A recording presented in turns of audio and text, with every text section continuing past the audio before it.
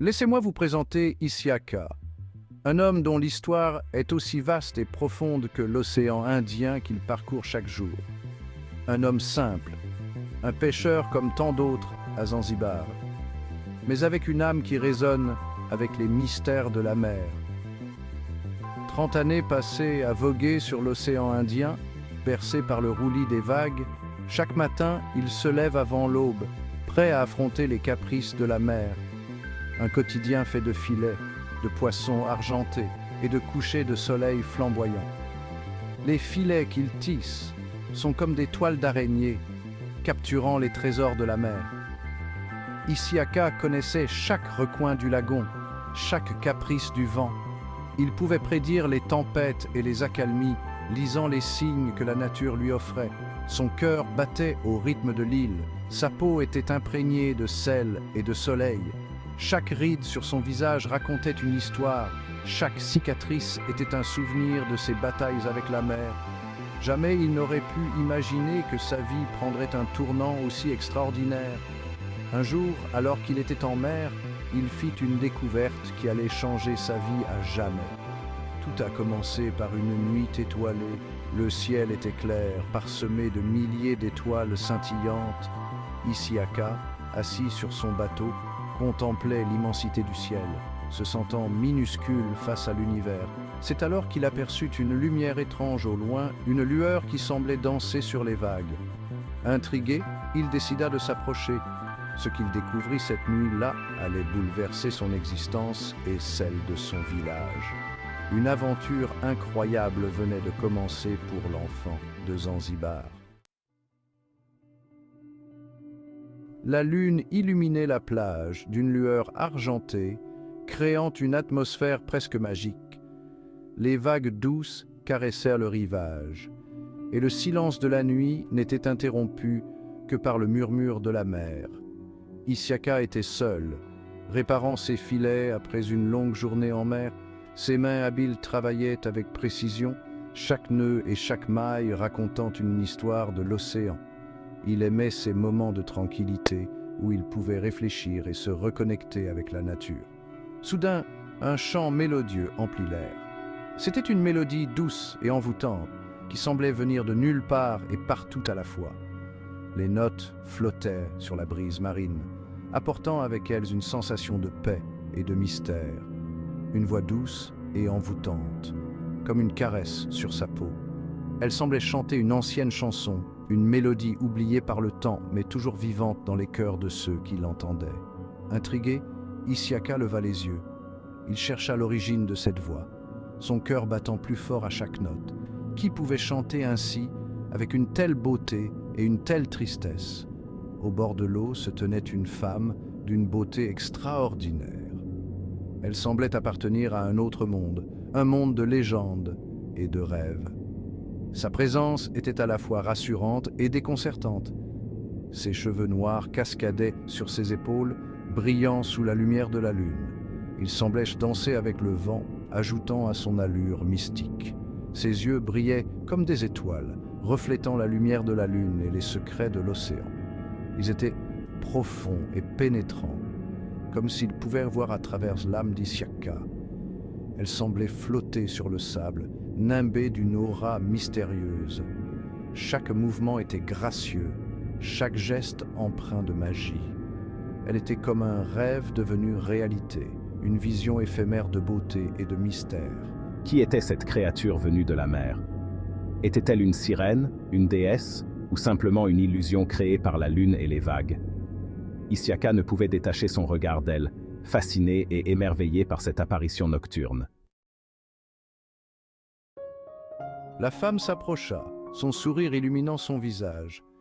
Elle semblait rayonner d'une lumière intérieure, une aura de mystère et de charme qui captivait tous ceux qui la voyaient.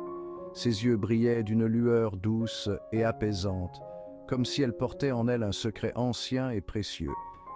Elle se présenta sous le nom de Kurutumu.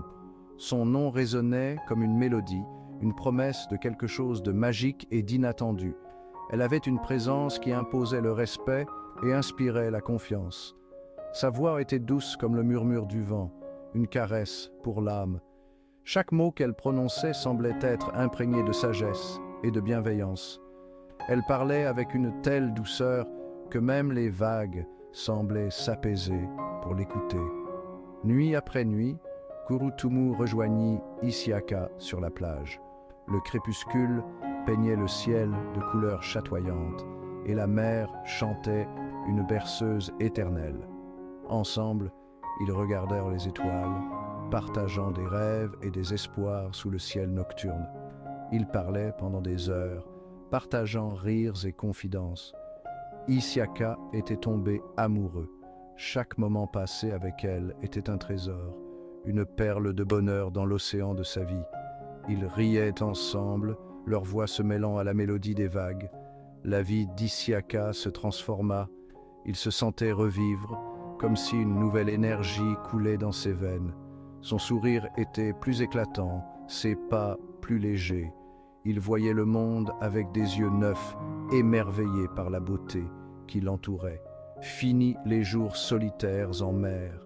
Les vagues, qui autrefois semblaient si froides et hostiles, étaient maintenant des compagnons bienveillants. Il n'était plus seul, car il savait que Kurutumu était avec lui, même dans les moments de solitude. Kurutumu était toujours là, à ses côtés. Elle était son ancre, son étoile guide dans les nuits les plus sombres. Leur lien était indéfectible, une promesse silencieuse de toujours être là l'un pour l'autre. Elle l'enveloppait de sa présence chaleureuse et bienveillante. Chaque étreinte était un refuge, un sanctuaire où il pouvait trouver paix et réconfort. Elle était son havre de paix, son abri contre les tempêtes de la vie. Pour la première fois, Isiaka se sentait aimé, compris. Il n'avait plus besoin de mots pour exprimer ce qu'il ressentait, car Kurutumu le comprenait sans qu'il ait à parler. Leur amour était un langage silencieux, une symphonie de cœurs battant à l'unisson. Un soir, alors qu'ils étaient assis sur le sable, Kurutumu prit la main d'Isiaka. Son regard était empli d'amour, mais aussi d'une certaine appréhension. Mon amour, j'ai un secret à te révéler. Sous les yeux ébahis d'Isiaka, Kurutumu se transforma.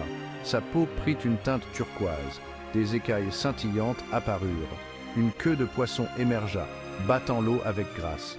Kurutumu n'était pas une femme ordinaire. C'était un djinn, un génie de l'océan. Un destin en or. Je suis sous le choc, mais mon amour pour toi ne faiblit pas. Je suis liée à l'océan, mais mon amour pour toi est bien réel. Pour le prouver, Kurutumu utilisa ses pouvoirs pour apporter la prospérité à Isiaka. Sa petite cabane de pêcheur se transforma en une maison luxueuse. Des coffres remplis de perles et de pierres précieuses apparurent comme par magie. Je suis riche, plus riche que je ne l'avais jamais imaginé. Un amour grandissant. Malgré la richesse et le confort, Isiaka ne pensait qu'à Kurutumu. Leur amour grandissait de jour en jour, transcendant leurs différences. Bientôt, une nouvelle merveilleuse arriva. Isiaka, je suis enceinte. Isiaka était fou de joie. Il allait être père. Je vais fonder une famille avec la femme que j'aime plus que tu.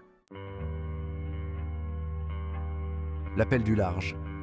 Cependant, une ombre planait sur leur bonheur. Kurutumu devenait de plus en plus silencieuse, son regard perdu vers l'horizon. L'océan l'appelait. Je dois retourner dans mon monde pour donner naissance à notre enfant.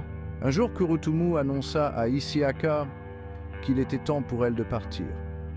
Elle devait rejoindre ses parents, les souverains du royaume sous-marin, pour accoucher. Je comprends, mais cela me brise le cœur. Un choix impossible. Le cœur d'Isiaka se brisa. Comment vivre loin de Kurutumu, loin de leur enfant? Kurutumu lui fit alors une proposition inattendue. Le suivre dans les profondeurs de l'océan, dans son royaume. Isiaka était partagé. D'un côté, l'amour de sa vie, son enfant à naître. De l'autre, son monde, sa vie à Zanzibar. Pouvait-il vraiment tout abandonner pour plonger dans l'inconnu? Le cœur d'Isiaka. La peur le tenaillait, peur de l'inconnu, peur de ce monde sous-marin. Mais l'amour qu'il portait à Kurutumu était plus fort que tout. Il ne pouvait pas la laisser partir, la laisser affronter seule ce moment crucial. Isiaka prit sa décision. Vers l'inconnu, un voyage mystérieux. Il suivrait Kurutumu dans les abysses profondes, prêt à affronter tous les dangers pour être à ses côtés, toujours. Main dans la main, ils plongèrent dans les eaux turquoises ensemble. Un voyage vers l'inconnu commençait, une quête fascinante, une aventure extraordinaire au cœur du royaume des djinns mystérieux. Une promesse d'aventure. Que réserve l'avenir à Isiaka? Sera-t-il accepté dans ce monde étrange et merveilleux? Quelles créatures extraordinaires rencontrera-t-il? Une chose est certaine, l'aventure ne fait que commencer.